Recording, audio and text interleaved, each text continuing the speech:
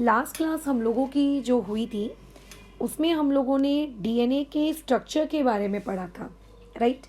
हाँ, बहुत ही ज़्यादा डिटेल उसके वर्जन में हम नहीं गए थे क्योंकि जितना हमारा class 9th and class 10th का सिलेबस हमको परमिट करता है उतनी चीज़ हम लोगों ने यहाँ पे डेफिनेटली पढ़ी थी और बहुत ही अच्छे से पढ़ी थी। तो हमको अभी जो बेसिक जानकारी है डीएनए के स्ट्रक्चर के बारे में या फिर और भी कुछ कुछ चीज़ों के बारे में, वो बेसिक जानकारी हम लोगों के पास क्या है, वॉट वी नो अबाउट आपका डीएनए। तो आपको इतना तो पता है कि हमारे पास एक सेल होता है, ठीक है, ये हम लोगों का एक सेल है। सेल के अंदर वी हैव न्यूक्लियस, ठीक है, हम लोगों के पास न्यूक्लियस जैसी एक चीज़ होती है। सो लेट अस से कि ये हम लोगों का क्या है, ये चीज़ हम लोगों की न्यूक्लियस है।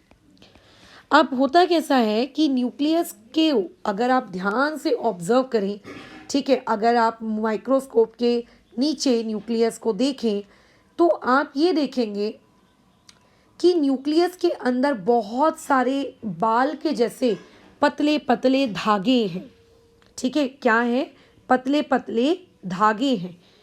तो दैट पतले पतले धागे जो आपस में इस तरीके से उलझे हुए हैं, दैट पतले पतले धागे are known as chromatin threads, ठीक है, या फिर मैं इसको सिंपली ये भी कह सकती हूँ कि इन्हें हम लोग क्या कहते हैं, क्रोमैटिन कहते हैं, ठीक है।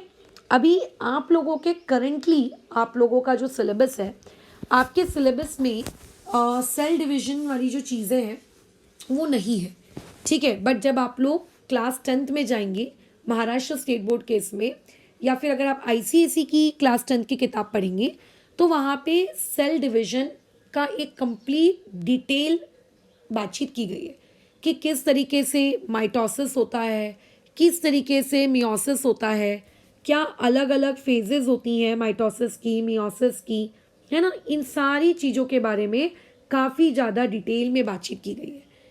तो एक्चुअली कैसा होता है, जब हमारी बॉडी के अंदर हमारा सेल डिवाइड हो रहा होता है तो सेल ऐसा नहीं कर सकता कि जा तेरे को मैं जो नया सेल बनेगा, जो दो नए सेल्स बनेंगे, तुझे मैं ये दे रहा हूँ, तुझे मैं ये नहीं दे रहा हूँ, तुझे मैं वो दे रहा हूँ, तुझे मैं वो नहीं दे रहा हूँ।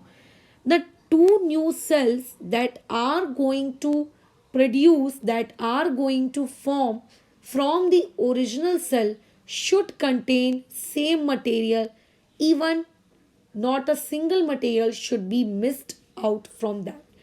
इतने इक्वल क्वांटिटी में डिस्ट्रीब्यूशन होना चाहिए, एकदम परफेक्ट, कि कुछ भी कहीं से थोड़ा भी गायब नहीं हो।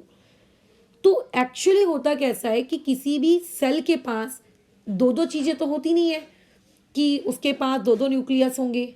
इसका मतलब सेल डिवीजन के दौरान कहीं ना कहीं न्यूक्लियस आपके डबल, पहले क्या हो रहा होगा, न्यूक्लियस का कुछ डबल जैसा कुछ क्रिएट हो रहा होगा ताकि उस न्यूक्लियस को बांट सके। न्यूक्लियस के अंदर जो जेनेटिक मटेरियल है, जो यानी कि क्रोमैटिन, ज़रूर इस क्रोमैटिन के साथ भी कुछ रेप्लिकेशन वगैरह हो रहा होगा ताकि इस पर्टिकुलर क्रोमैटिन को भी हम दो सेलों में बांट सकें। तो सेल डिवीजन प्रॉपर तरीके से एक पूरा का पूरा साइकिल होता है, एक पूरा का पूरा प्रॉपर तरीके से एक फेज होता है, ध्यान रखना, ठीक है। एक ऐसा नहीं कि एवी कुछ भी हो रहा है, ऐसा नहीं होता है। एक प्रॉपर तरीके से एक पूरा का पूरा ये साइकिल होता है, प्रॉपर तरीके से एक पूरा का पूरा ये एक फेज होता है। तो जो एकदम इनिशियल फेज होता है किसी भी सेल का, ठीक है, एकदम इनिशियल फेज, उस इनिशियल फेज में हमें जब न्यूक्लियस के अंदर जो पतले पतले से धागे देखने को मिलते हैं, दैट पर्टिकुलर धागे जो एकदम उलझे हुए हैं, अनवाइंडेड हैं, उन्हें हम लोग कहते हैं क्रोमैटिन थ्रेड्स, यानी कि क्रोमैटिन। डन। तो क्रोमैटिन क्या है ये क्लियर है। अच्छा, अब होता कैसा है कि जब आपका सेल डिवीजन एक फेज से दूसरे फेज में जाता है तो ऑब्वियस है कि उसके न्यूक्लियस के अंदर इस क्रोमैटिन थ्रेड में कुछ चेंजेस होते हैं। चेंजेस कैसे होते हैं होंगे वो आप लोग डिटेल में माइटोसिस एंड मियोसिस की जब आप साइकिल पढ़ेंगे तब आपको पता चलेगा। बट हाँ, उसके अंदर कुछ मेजर चेंजेस होते हैं। इस मेजर चेंजेस में एक पार्ट कुछ इस तरीके का है कि हमारे पास ऐसा सेल है, ठीक है। अच्छा, सेल को थोड़ा यहाँ बना लेते हैं। इसके अंदर न्यूक्लियस है, लेकिन अब इसके न्यूक्लियस के अंदर इसके जो क्रोमैटिन थ्रेड्स हैं, जो कि पहले बहुत ही उलझे हुए लग रहे थे, पतले पतले लग रहे थे, वही क्रोमैटिन थ्रेड्स अब थोड़े अरेंज्ड फॉर्मेट में आ जाते हैं और उनका अरेंजमेंट लगभग आपको कुछ इस तरीके का दिखता है। अच्छा, अब तुम्हें डाउट आएगा कि मैम ये अरेंजमेंट होता कैसे है, तो उस अरेंजमेंट को समझने के लिए आपको ये सेल की पूरी साइकिल पढ़नी पड़ेगी। अगर आप महाराष्ट्र बोर्ड में हैं तो डेफिनेटली ये साइकिल आपके सिलेबस में है, अगर आप आईसीएसई में हैं तो भी ये चीज़ आपके सिलेबस में है, बट अगर आप सीबीएसई में हैं तो ये आपके सिलेबस में नहीं है। डन। कुछ इस तरीके से प्रॉपरली चीज़ें आपको ऐसी जुड़ी हुई दिखेंगी, ऐसा कुछ अरेंज्ड फॉर्मेट में दिखेगा, है ना, ऐसा कुछ अरेंज्ड आपको दिखेगा। तो ये कौन है? ये कुछ नया है क्या? नहीं, ये कुछ नया नहीं है। ये सारे के सारे आप लोगों के अब वही क्रोमैटिन है जिन्होंने अपनी शेप चेंज कर ली, and now this is known as chromosomes. ठीक है, बराबर, इसको हम लोग क्या कहते हैं? क्रोमोसोम्स। कैसे उन्होंने ये शेप चेंज की is not a discussion of a part right now, but इसको हम लोग कहते हैं क्रोमोसोम। और ये चीज जब बनता है इसे हम लोग कहते हैं प्रोफेज। क्यों? मतलब सेल की जो पूरी साइकिल होती है जिसमें अलग अलग फेजेस होते हैं, तो ये क्रोमोसोम बनता है प्रोफेज में। ठीक है, और एकदम स्टार्टिंग में इनिशियली यानी कि इंटरफेज में ये क्रोमोसोम ऐसे आपको पतले पतले धागे के फॉर्मेट में दिखते हैं, जिसे हम लोग क्या कहते हैं? इंटरफेज कहते हैं। So I think now we are clear कि what do you mean by the term chromatin and what do you mean by the term chromosomes.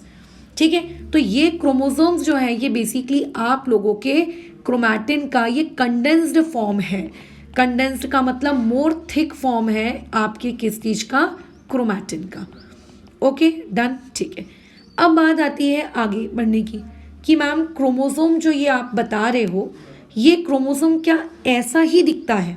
The point is, क्या ये क्रोमोसोम ऐसा ही दिखता है? तो देखो, अगर मान के चलें कि सेल की जो डिवाइड होने वाली जो साइकिल है, सेल की डिवाइड होने वाली साइकिल शुरू नहीं हुई है। ठीक है, सेल का जो डिवीजन है उसकी जो साइकिल है, सेल डिवीजन की साइकिल जो है वो अभी स्टार्ट नहीं हुई है, नॉट स्टार्टेड। ये एक पॉसिबिलिटी बन सकती है।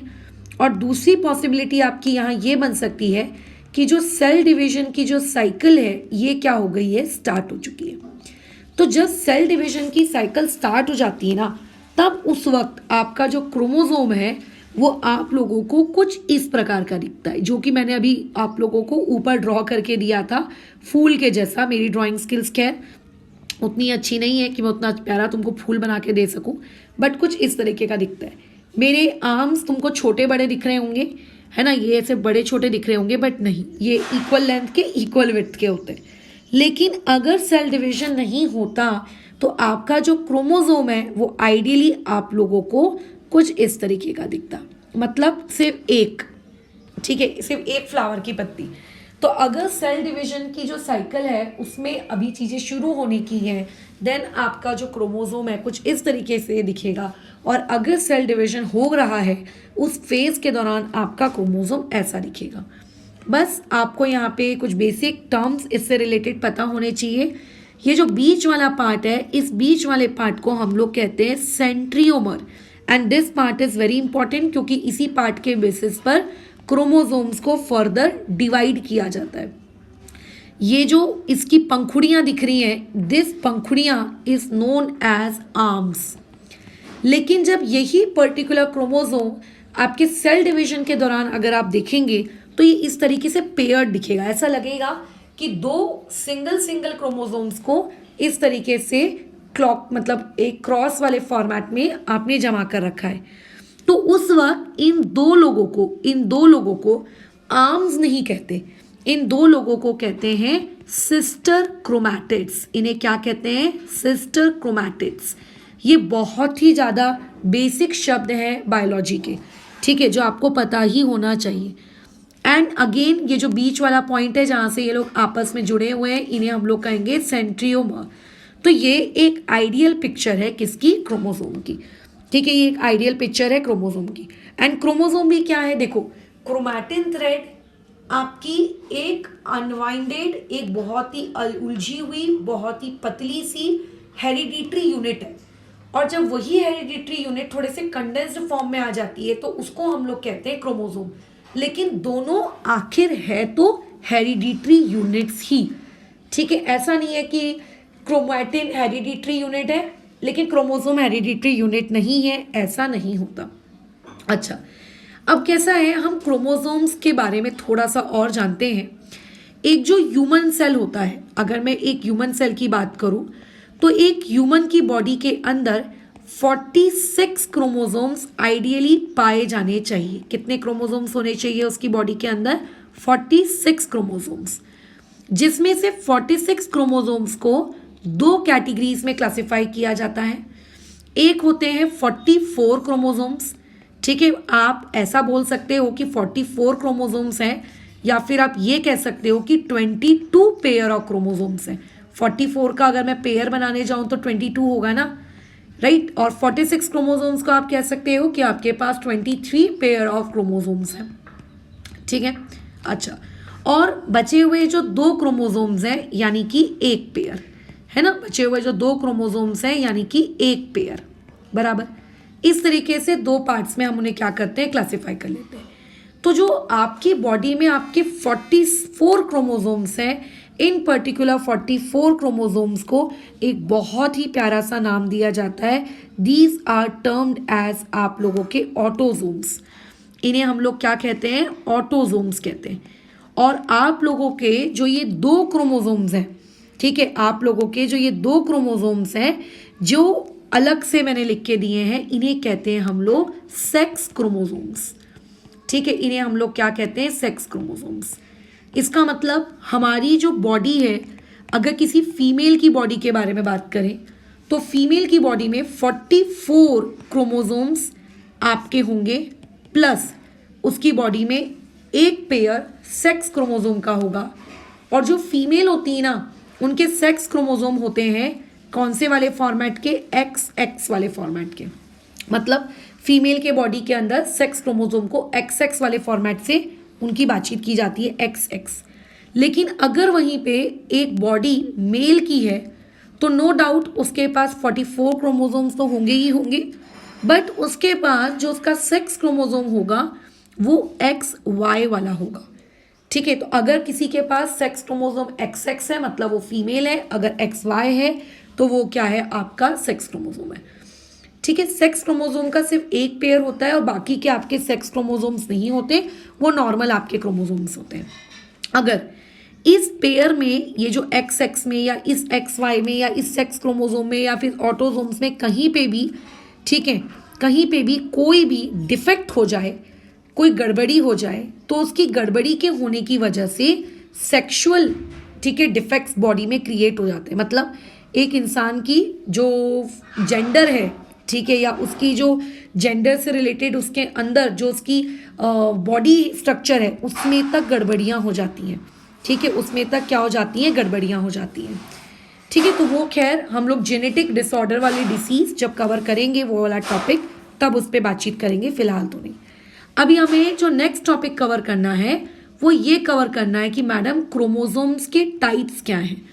तो देखो, क्रोमोसोम्स को हम लोग ब्रॉडली 4 टाइप्स में क्लासिफाई करते हैं। जैसा इनकी शेप है वैसे ही इनके क्या रखे गए हैं, नाम रखे गए हैं। अगर मान लेते हैं आप लोगों का जो सेंट्रियोमर है, अगर वो इस तरीके से टिप पर है, टिप का मतलब समझते हो ना, टॉप पॉइंट, और सच दैट कि उस टिप के आजू बाजू इस तरीके से आर्म्स आपको दिख रहे हैं इन द वी शेप। कौन सी शेप, वी शेप। तो इसे कहते हैं टेलोसेंट्रिक क्रोमोसोम, और नीचे लिखा भी है ह्यूमंस में नहीं पाया जाता है। एक्रोसेंट्रिक का मतलब ये होता है कि आपका जो टिप है ये आर्म थोड़ा सा ऊपर की तरफ आ गया, ये वाला आर्म भी थोड़ा सा ऊपर की तरफ आ गया, और इसे कहा जाता है आपका एक्रोसेंट्रिक। और सब मेटासेंट्रिक क्या होता है कि आर्म अगर और ऊपर की तरफ आ गया है ना, तो उसे कहते हैं सब मेटासेंट्रिक। और आर्म अगर और ऊपर की तरफ आ गया सच दैट कि ऐसा लग रहा है कि वो मिड पॉइंट के जैसे एक्ट कर रहा है, तो उसे कहते हैं मेटासेंट्रिक। तो इसी तरीके से आपको क्रोमोसोम्स के क्या दिए हुए थे, अलग अलग टाइप, उसके बारे में हमने डिस्कस किया। क्रोमोसोम्स भी आपकी बॉडी में हेरिडिटरी यूनिट ही है, इनका काम भी हमारी बॉडी के अंदर हेरिडिटरी इंफॉर्मेशन को स्टोर करना और एक जनरेशन से दूसरी जनरेशन पास ऑन करना होता है। कितने टाइप के हमारी बॉडी के अंदर क्रोमोसोम्स हैं वो हमने डिस्कस किया। पेयर कितने हैं, क्या नहीं है, उन पे बातचीत की। हाँ, अगर उनमें कोई डिफेक्ट हो जाएगा तो वो डिफेक्ट के बारे में डेफिनेटली हमने अभी बातचीत नहीं की। एक बार कल की क्लास और आज की क्लास को समराइज करते हैं और डिस्कशन को यहाँ पे फिर रोकते हैं। देखो, हमने कल की क्लास में पढ़ा था कि डीएनए के जो स्ट्रैंड्स होते हैं वो डीएनए के स्ट्रैंड्स हिस्टोन नामक एक प्रोटीन के आजू बाजू सराउंडेड रहते हैं, है ना। तो आपका जो हिस्टोन नामक प्रोटीन है वो ये रहा और इसके आजू बाजू पर्पल कलर का आपका डीएनए का स्ट्रैंड बांधा हुआ रखा है, ठीक है, उसको बांध के रखा हुआ है। मतलब तुम ये देखो, जो डीएनए का स्ट्रैंड होता है, डीएनए का स्ट्रैंड एक्चुअली बहुत लंबा होता है। अगर वहाँ पे हिस्टोन ना हो, अगर उस हिस्टोन के आजू बाजू, देखो जैसे धागा होता है, हम धागा खरीद के लाते हैं जिससे कपड़े सिलते हैं, वो धागा कैसा रहता है, गोल गोल गोल गोल गोल गोल सराउंडेड रहता है। अगर क्यों रहता है, क्योंकि छोटे से खड्डे में उतना लंबा धागा पैक होकर हमें मिल जाता है। अगर आप उस खड्डे को ना यूज करें, आप धागा ऐसा लंबा लंबा अगर आप खरीद के लाएंगे तो उसकी लेंथ कितनी ज़्यादा आपको देखने से लगेगी, मैसी मैसी सा लगेगा। तो हमारे छोटे से न्यूक्लियस के अंदर इतना बड़ा हमारा डीएनए, बहुत हमारा लंबा होता है हमारी बॉडी का डीएनए, ये ताकि पैक हो सके। तो उसी धागे की जो छोटी सी थ्रेड की, जो आप मार्केट से नहीं खरीद के लाते हो 5 या 10 रुपए की, फिर उसके आजू बाजू थ्रेड्स होते हैं, ये इस तरीके से थ्रेड्स लिपटे हुए होते हैं, वैसे ही हिस्टोन के आजू बाजू हम लोगों के डीएनए का जो स्ट्रैंड है वो लिपटा हुआ है, ताकि हम लोगों की पैकिंग क्या हो सके, कम से कम हो सके, है ना। पैकिंग मतलब जगह वो कम से कम ऑक्यूपाई करे और मैक्सिमम से मैक्सिमम डीएनए वहाँ पर रहे। और जब यही आपकी पैकिंग डीएनए और हिस्टोन वाली जो कॉम्बिनेशन है, स्ट्रैंड और हिस्टोन का जो कॉम्बिनेशन है, जब ये कंडेंस्ड फॉर्म में आपको दिखता है तो इसी को हम लोग क्या कहते हैं, क्रोमैटिन कहते हैं। डन। और क्रोमैटिन को अगर मैं ध्यान से ऑब्जर्व करूँ तो ये मेरा क्रोमैटिन कुछ इस प्रकार से दिखता है, जिसको हम लोग क्रोमोसोम्स कहते हैं, बराबर। और इन जोड़ीदारों को हम लोग कहते हैं सिस्टर क्रोमैटिड्स। इन जोड़ीदारों को हम लोग क्या कहते हैं, सिस्टर क्रोमैटिड्स।